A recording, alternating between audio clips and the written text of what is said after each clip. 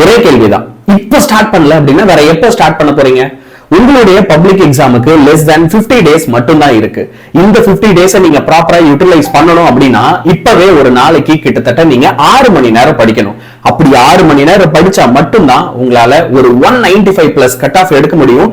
அந்த 195 plus cut off எடுத்தா மட்டும்தான் நீங்க ஆசைப்படுற காலேஜஸ்ல உங்களால கம்மியான ஃபீஸ்ல அட்மிஷன் போட முடியும்.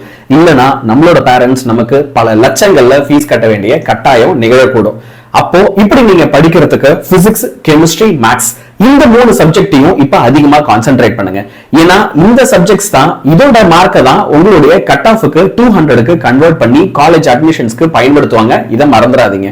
தமிழ், இங்கிலீஷ் இந்த மாதிரி சப்ஜெக்ட்ஸ் முக்கியம் அப்படின்னாலும் அதோட கட் ஆஃப் ரொம்ப இம்பார்ட்டன்ட் இல்ல அப்படின்றதுனால இந்த கோர் சப்ஜெக்ட்ஸ்ல மட்டுமே உங்க கான்சென்ட்ரேஷன் அதிகமா இருக்கணும்.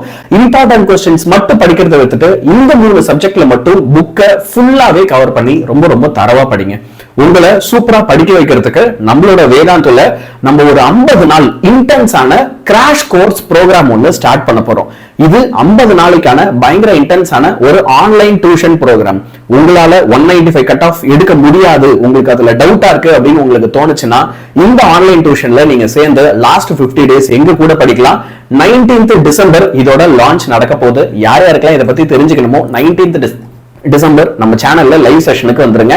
கண்டிப்பா நான் 195 கட் ஆஃப் எடுக்கணும்ன்ற வெறியோட இருக்கிற அத்தனை ஸ்டூடெண்ட்டுமே I will get 195 cut off அப்படின்னு கண்டிப்பா கமெண்ட் பண்ணுங்க.